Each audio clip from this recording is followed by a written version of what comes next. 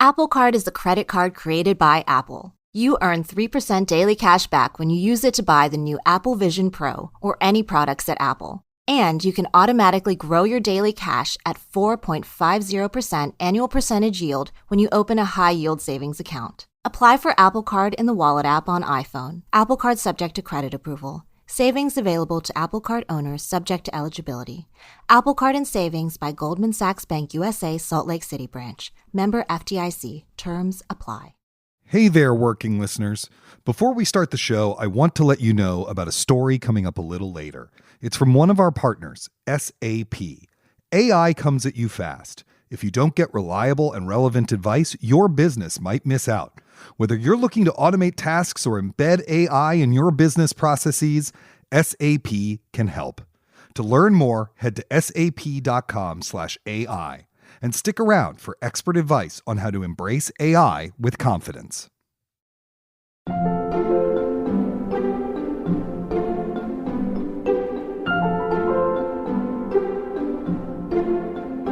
There's a great Annie Dillard quote about how you spend your days is how you spend your life, and when I first read it, I felt so afraid that I thought, right now, every day, I'm writing in my journal that I've not done any writing.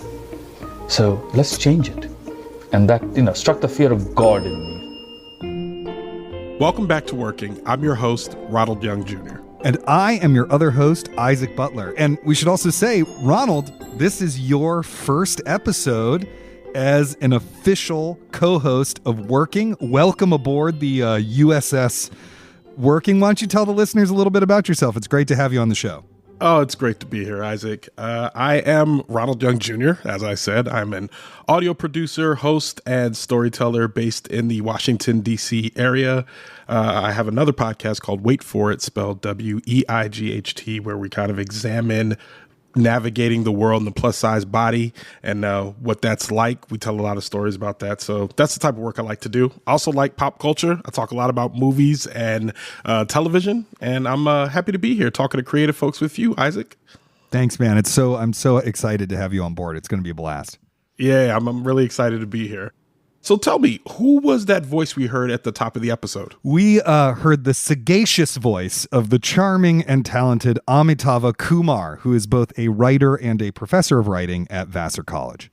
And what made you want to talk to Amitava Kumar right now? So I wanted to talk to Ami for a few reasons. First of all, he has a lovely new book out called My Beloved Life.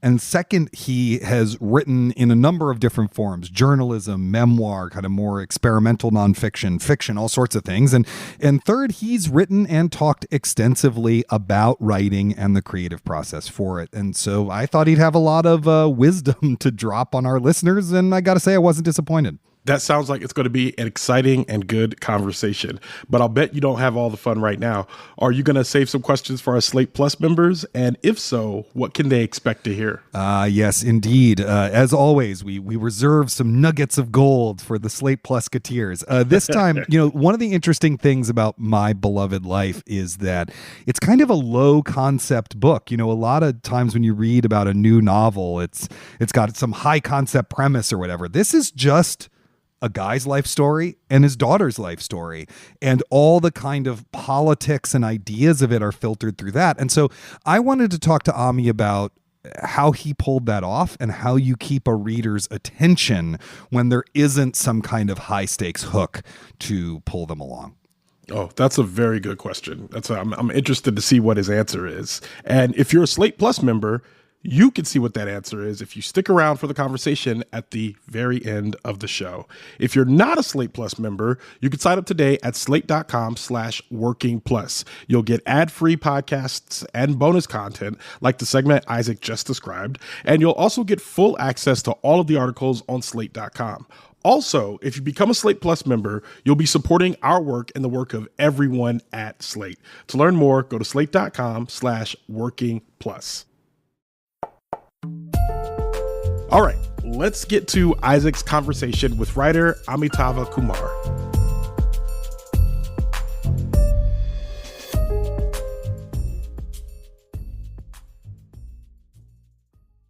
Apple Card is the credit card created by Apple. You earn 3% daily cash back when you use it to buy the new Apple Vision Pro or any products at Apple. And you can automatically grow your daily cash at 4.50% annual percentage yield when you open a high-yield savings account. Apply for Apple Card in the Wallet app on iPhone. Apple Card subject to credit approval. Savings available to Apple Card owners subject to eligibility.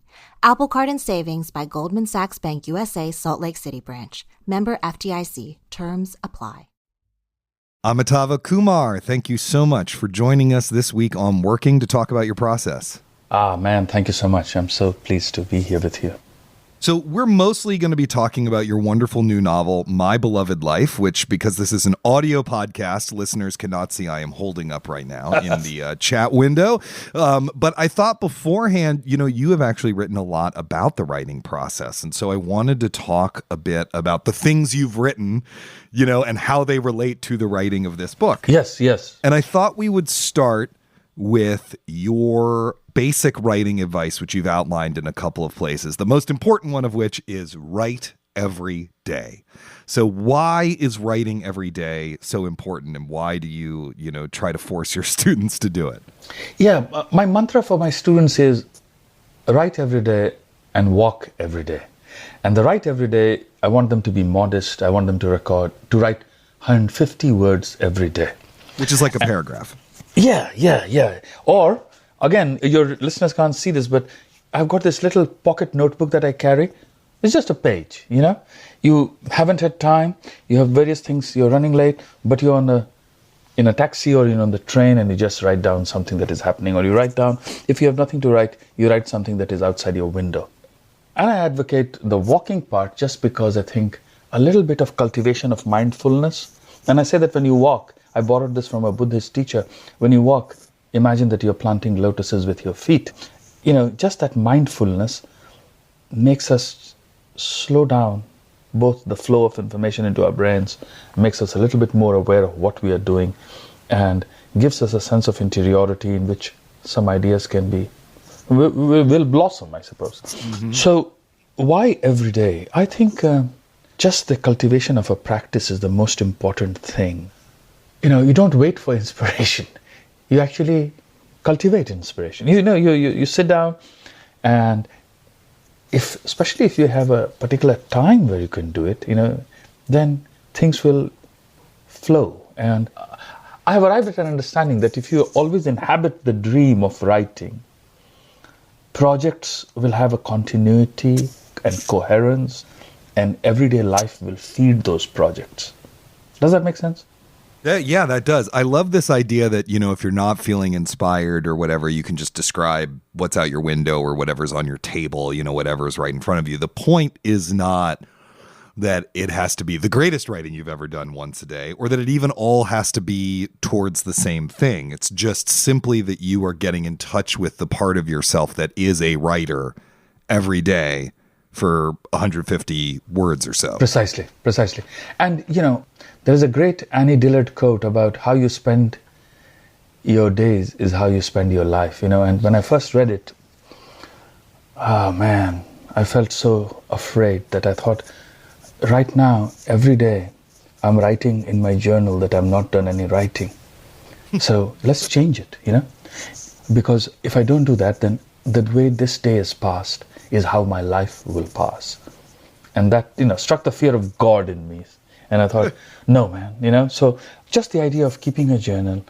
And then this other thing, which is that of at the back of my bigger notebook, I just write down the date, and then there has to be a check mark next to it, saying that I have done what was my duty today. And that's to give you a feeling of accomplishment, or? Yes, and that there's nothing as consoling, if that's the word I want, as that string of check marks on the page. Where, by the way, just for the sake of honesty, I also note down rejections and sometimes those rare acceptances. And, I say, okay, manuscript sold, something like that. Right.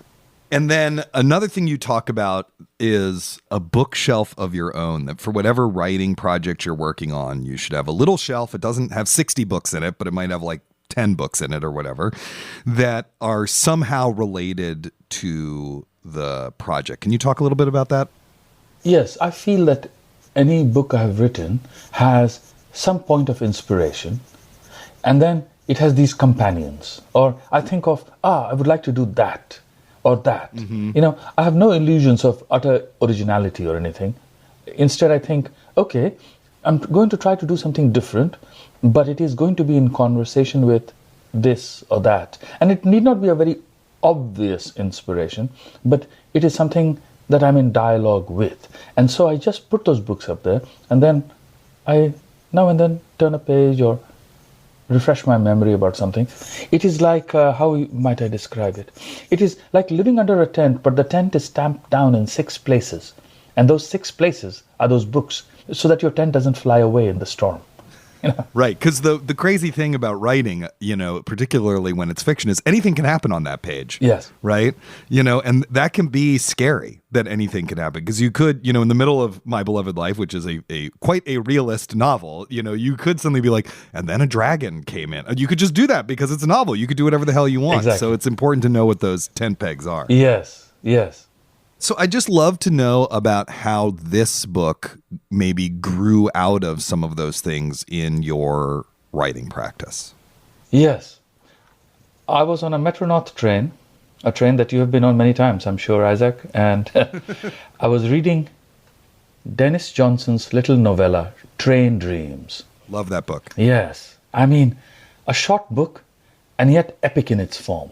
And the reason it's so epic is, one of the reasons is, it starts with a man's life and it takes us across the length of his life.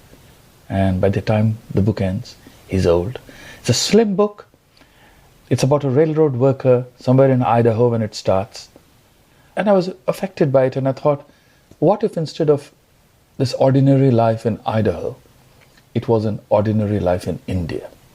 And so that was the start, actually. And so that book was on my shelf.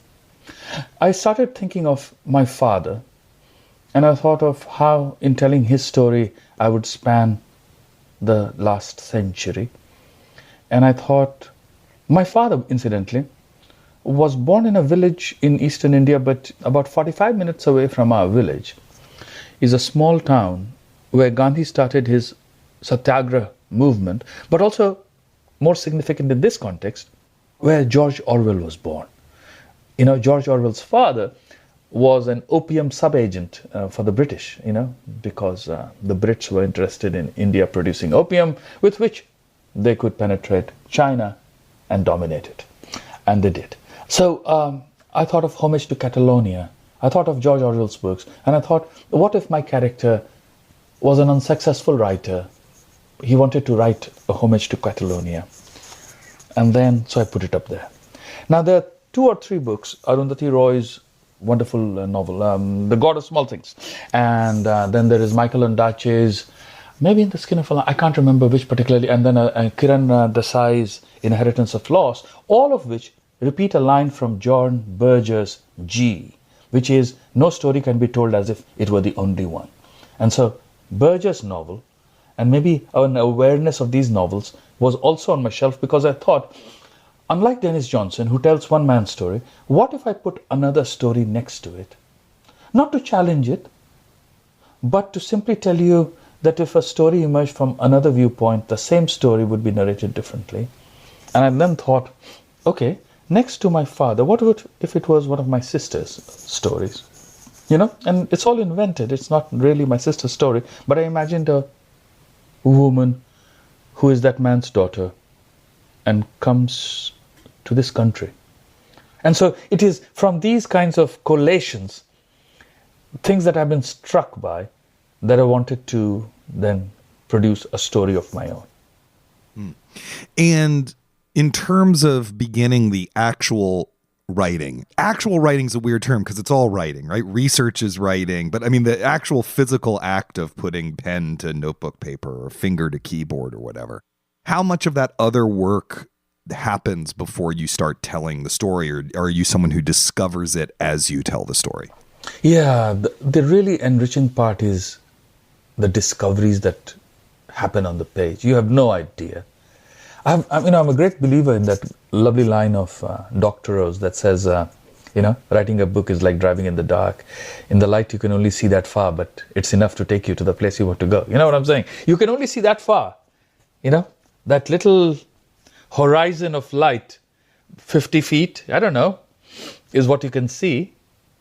So you write the next paragraph, and then you think, But I was also taking cues, in this case, from Dennis Johnson, for example, since I've mentioned him. You will remember that in the novel, that lumberjack, who is his protagonist, he's somewhere on a small, obscure train station, and a private train has stopped, and it is a young hillbilly singer called Elvis Presley, who appears, because there's a problem with the train, and he appears at the door and waves. And I thought, okay, what would a young man in India, let's say in the 1950s, who could be a figure, And so just using that as a clue or as a provocation, I thought, maybe Tenzing Norgay, the Everest has just been conquered, and this man comes down. And so so that was the first thing I wrote. Which is a scene, for people who have not read the novel yet, that's very early on, where Tenzin Norgay comes to visit the protagonist's school to give a talk. Yes. And they meet briefly, they shake hands, they say a couple words, and Tenzin Norgay becomes this kind of aspirational, heroic figure, even though the narrator knows he's destined to live a very normal life. Yes. He's not trying to climb Mount Everest, Yes. but just the idea that, he has some kinship with a man who did is very important. Yes, how to be modern, how to be a man of the world, how to be, someone who's not tied to a single nation or a small origin, but actually, when Norgay goes up, Norgay tells the students there that we planted the flags of Britain, Nepal, India, the United Nations. This sense of the outer world, the huge world out there, I think that's a motivation for many stories, And so for you, is the drafting process, the first draft, is it a lot of fragments that you then are figuring out how to connect, or is it very like, this happens and this happens and this happens, I've discovered the next thing that happens? How all in one set is it? You know what I mean? Yeah, I try to write it in a more linear way, but I always have my notebooks on the side where I can note down other things that happen. So maybe I'm in the 1950s, but then I read a little report, maybe on the internet, which is from the 90s, that an astronaut in space, a Soviet astronaut in space, was still in space when the Soviet Union ended. He was a man without a country up in space. And when he landed, there was some problem. And I just noted down, because it is a much later event, but it seems interesting to me. And then it remains in my mind. And then when I come to that time, it enters my story in some way. That's how I do it. Yeah. We'll be right back with more of Isaac's conversation with Amitava Kumar.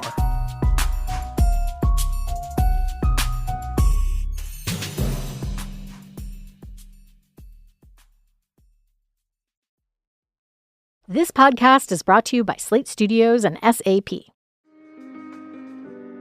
AI is moving so fast. If you don't get reliable and relevant advice, your business might miss out.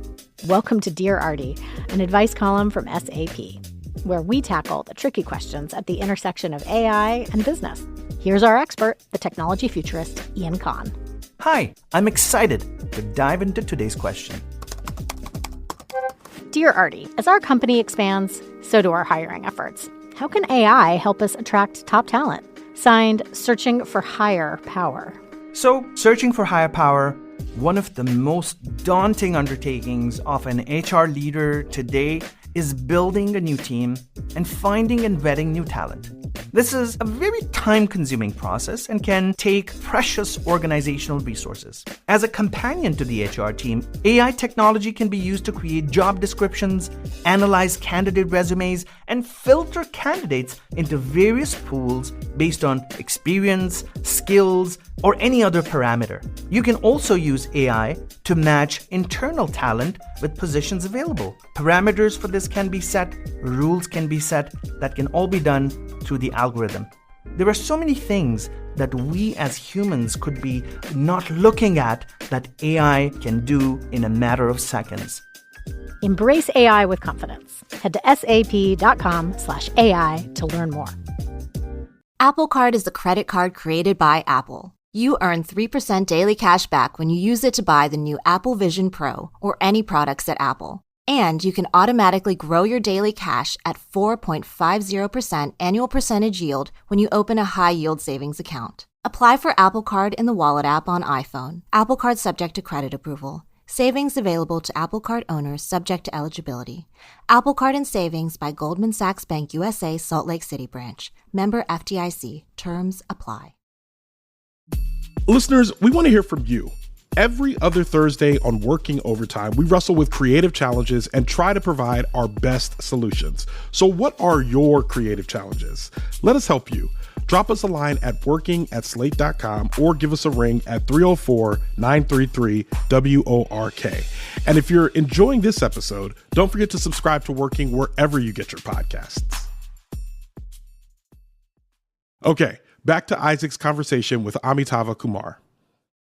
I'm very interested in the voice, or I guess voices, because this is a multiple POV book. Among other things, the father's perspective is delivered in third person, close third person. The daughter's perspective is in first person, et cetera and so forth. And they feel distinct from your last book, A Time Outside This Time, which is, how would I put it? I feel like that voice is very deliberately playful. Yes. The character has a sense of humor about himself. You could sort of hear him kind of giggling while he's telling you how much he loves Twitter, for example, or whatever it is. Whereas this is not that. It's its own thing. And I'm curious about how you developed and figured out these voices. Yeah, that's a great observation, by the way. Oh, thank you.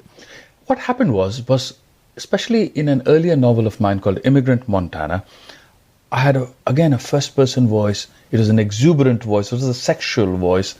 And I thought people often made the mistake of thinking that it was autobiography through and through. And So you just walked around being horny all the time? Exactly. And I was like, whoa. And so the same happened, I felt, with A Time Outside This Time, for example. One of my editors said, I'd love to meet your wife. And, because the wife in the novel is a behavioral psychologist who does all kinds of experiments and has a certain understanding, for example, of why, in pizza houses, you have red patches, or why Celine Dion is played in Walmart. And he said, I'd love to meet. And I thought, he had made the mistake of thinking this was odd. I said, actually, my wife is an economist. It's a different thing. So here, I just wanted to stay away from that kind of what people these days call autofiction. And somehow it is the mistake that people make is thinking that they pay attention to the auto but not to the fiction. And I thought I was being cheated out of the understanding that I could have been inventing, which I was, on every damn page. So here there was a deliberate attempt I made of trying, first of all, a subjectivity and of having a protagonist, they have two protagonists, so of having a protagonist one who was so much older than me, and then of having this other protagonist who's of a different gender, is not a professor at a liberal arts college, which my last narrator was, at an elite liberal arts college, let's say. So the other choice, though, that's for me interesting, and I realized it at some point, and my editors thankfully liked it, was that, it is a more daring choice, is that the father's voice is in the third person, and the daughter's is the first person. And so I felt quite confident doing it, and especially because that protagonist, the woman, is a journalist, something that I always think about. Yeah. I'm also just interested on a how their sentences sound level, how you kind of thought about the voices. Was that a purely intuitive process for you, or is that something, because I know you think a lot about style. You've written a whole book on writing style. So I'm curious about how, just even on a sentence level, how you develop those voices. Yes. I arrived at it intuitively, frankly. Yeah. I also thought, if a man has died, how would a loving child speak about him? And so that too came. Recently, a few months ago, I did the audible version for the novel. The novel comes out on February 27th, I believe.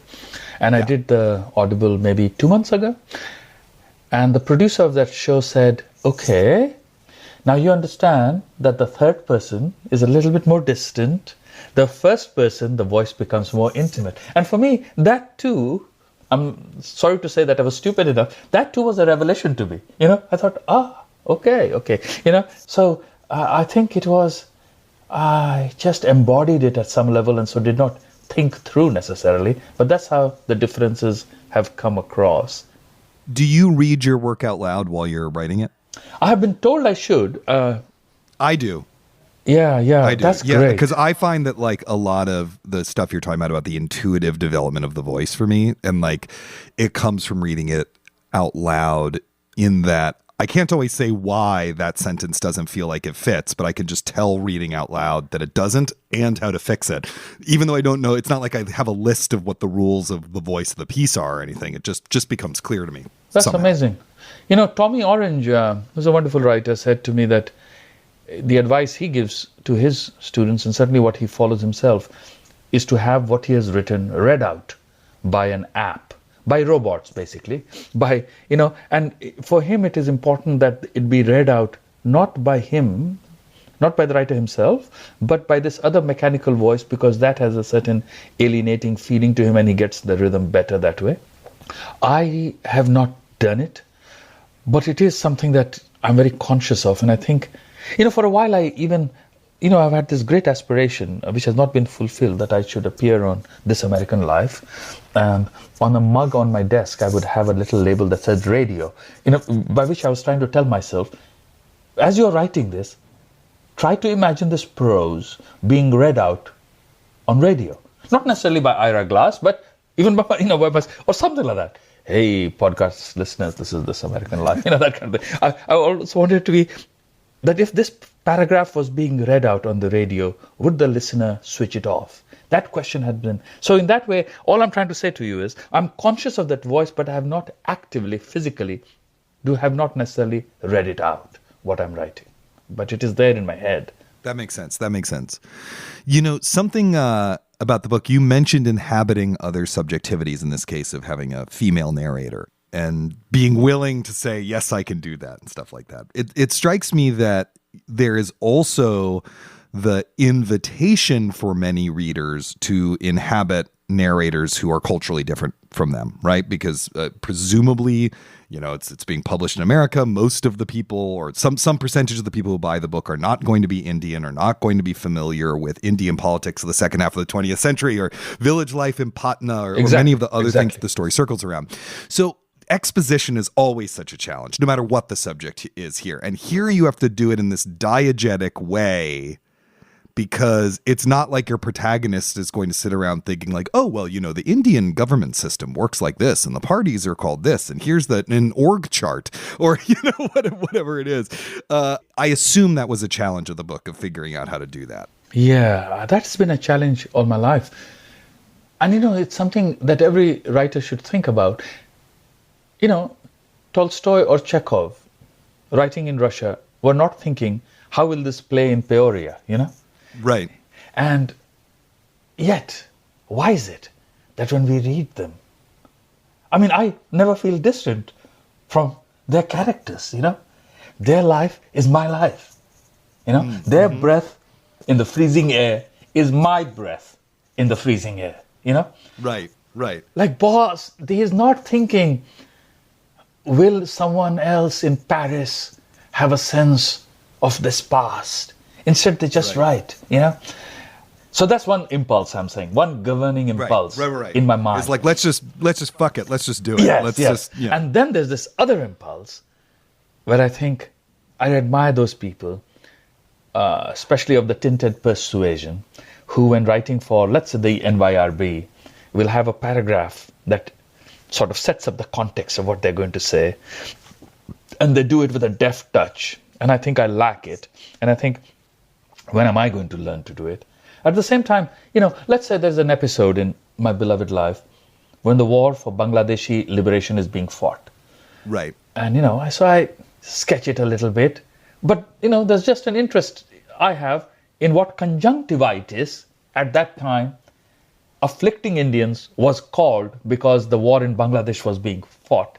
And I just slip it in. And it's just a little story, and I hope it makes sense. I always wait for someone like my editor or the copy editor in particular to say, do you want to explain this? And, I say yay or nay, I hate, by the way, can I just add one little note? I hate, by the way, when writers from elsewhere provide little subordinate clauses, like a samosa, a savory blah, blah, blah. Right.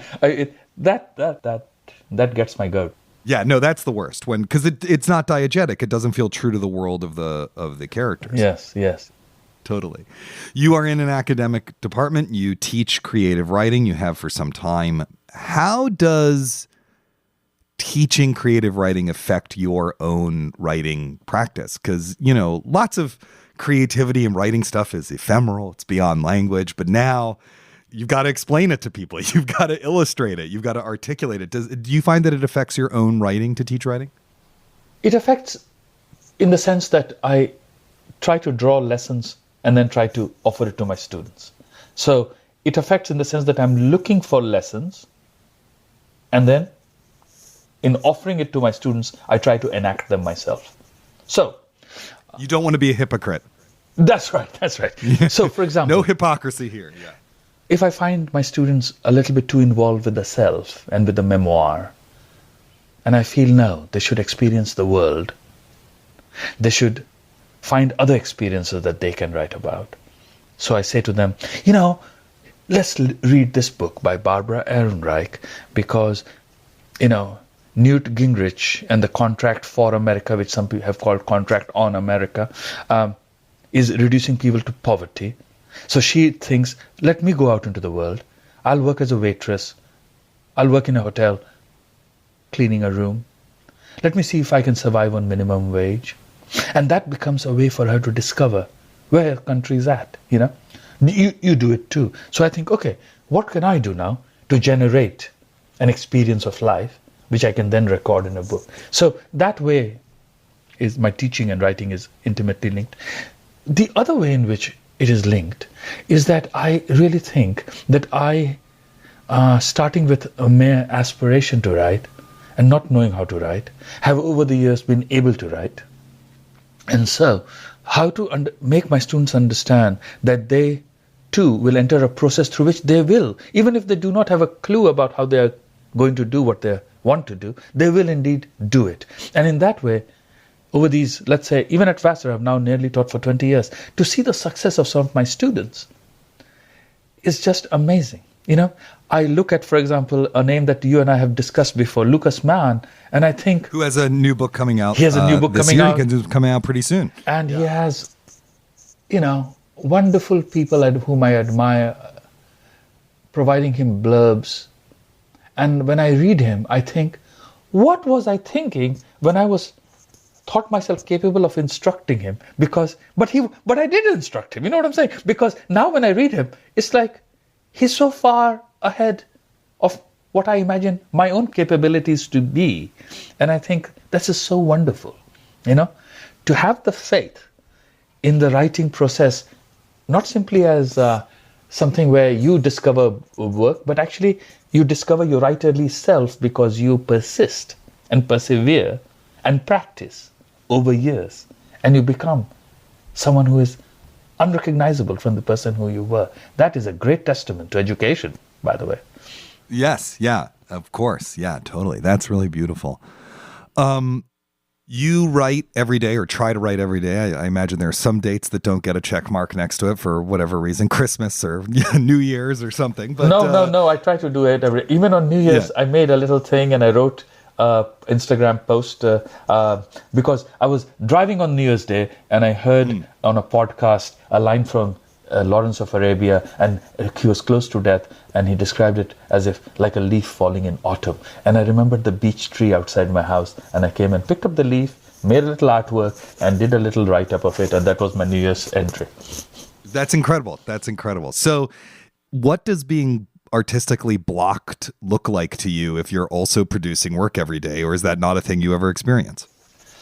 I haven't had that. I'm afflicted with weak knees. I have something called plantar fasciitis, but the writer's block is not my problem because I'm just recording the world anyway. That's something an ethic I really follow. I get on the subway, for example.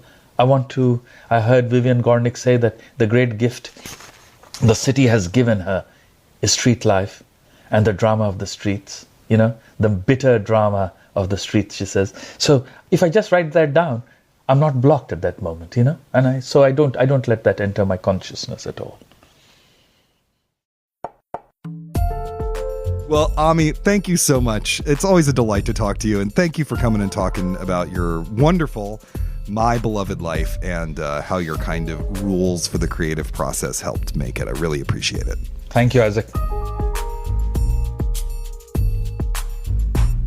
Coming up next, Isaac and I will talk more about practices and tips for aspiring writers. So stick around.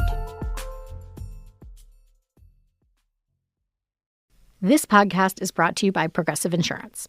Let's face it, sometimes multitasking can be overwhelming. Like when your favorite podcast is playing and the person next to you is talking and your car fan is blasting, all while you're trying to find the perfect parking spot. But then again, sometimes multitasking is easy, like quoting with Progressive Insurance. They do the hard work of comparing rates so you can find a great rate that works for you, even if it's not with them. Give their nifty comparison tool a try, and you might just find getting the rate and coverage you deserve is easy. All you need to do is visit Progressive's website to get a quote with all the coverage you want, like comprehensive and collision coverage or personal injury protection. Then you'll see Progressive's direct rate, and their tool will provide options from other companies, all lined up and ready to compare, so it's simple to choose the rate and coverages you like. Press play on comparing auto rates. Quote at Progressive.com to join the over 29 million drivers who trust Progressive. Progressive Casualty Insurance Company and Affiliates. Comparison rates not available in all states or situations. Prices vary based on how you buy. This episode is brought to you by Carnegie Mellon's Tepper School of Business. Want to advance your career or switch fields? An MBA from Carnegie Mellon's Tepper School of Business can help. Earn your degree from a top-ranked business school with a thought-provoking curriculum, one-on-one leadership coaching, support from experienced career counselors, and full-time, online hybrid, and accelerated MBA formats. Join the intelligent future. Visit cmu.edu/Tepper to learn more. Isaac, that was such an enlightening discussion. As someone who has written and wants to do a lot more writing, Amitava started off with some helpful tips that I think basically anyone who aspires to write can do with the writing every day and going for a walk every day. You yourself are an accomplished writer. I believe you're currently working on your third book, if I'm not mistaken. Were these daily practices he mentioned something that you already do? And is there anything else that you do regularly that you would suggest to aspiring writers? I do not write every day anymore, although honestly, talking with Ami made me want to get back to it, especially, the goal he sets is so reasonable and workable in sort of any life. 150 words, that's one paragraph. Anyone can write one paragraph a day. You can just describe something on your desk for a paragraph, And I do think that when you're early on in trying to be a writer, establishing that daily habit, writing every day, no matter how inspired you feel.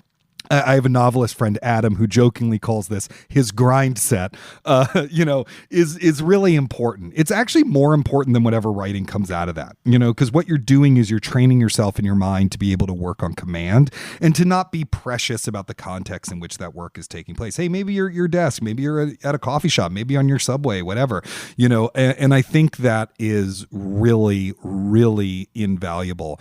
Another thing that I think is really important for aspiring writers is to take writing that you already know you like from other people. I mean, books that you feel inspired by or whatever, and really try to take it apart and see how it does what it does. What is something that it's doing really well? Well, pick a 3 to 5 page segment of it and then tear it apart. How did it do the thing that you want to learn? And you'll just from digging in on that kind of deep level, you will learn a lot. Even if you don't know all the right jargon about writing, you'll learn it. You'll come up with your own, and that's fine.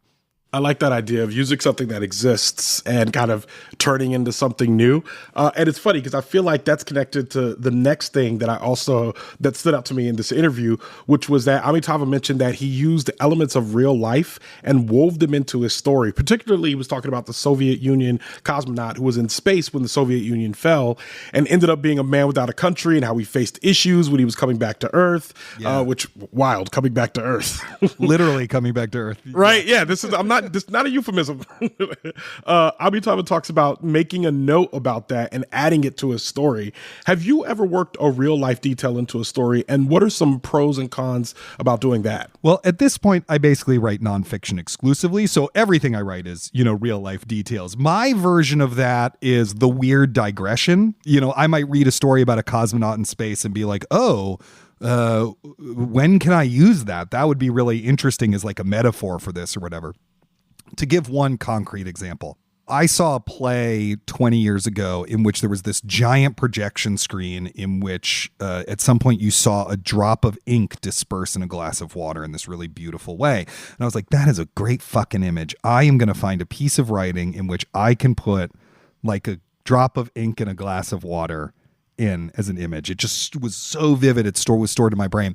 And sure enough, when I was writing the method, there was one point at the end of a chapter where I was talking about the ideas dispersing in America. And I was like, I did it. Drop of ink in a glass of water, So to me, it's stuff like that. Now, when you're writing fiction, and I know enough novelists at this point that I think I can speak somewhat authoritatively on this, there's no way to avoid using real life details. No one makes up everything whole cloth. And I think most writers historically who said they did that were kind of full of beans, because part of why people write fiction is they're curious about the outside world. Stuff of that's going to stick with you.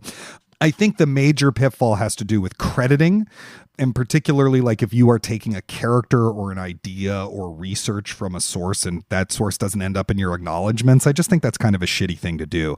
To give a totally made up example, I am currently reading Vivian Gornick's The Romance of American Communism right now, which is about American communists. It's portraits of American communists.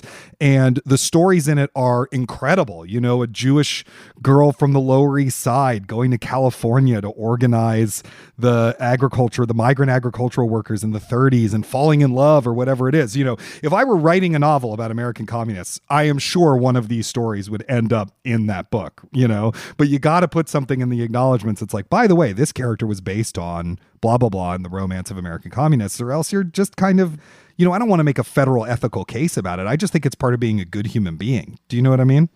I get it. And it's funny that this kind of turns into an ethical question, which tells me kind of like the boundaries when it comes to that type of creative work, especially in writing, because you write something down and your assumption is as long as you're reading it, it's from me. But if it's read in someone else's work, there has to be some sort of connection to the actual root of the work. So I appreciate you saying that. Yeah. It's interesting. Every field has different norms about this. I mean, one of the big ones that I'm sure you've come across a lot in your interviews and everything like that is joke stealing in the comedy world, right? Oh my God, yes. Like who hot can button. What hot button issue, right?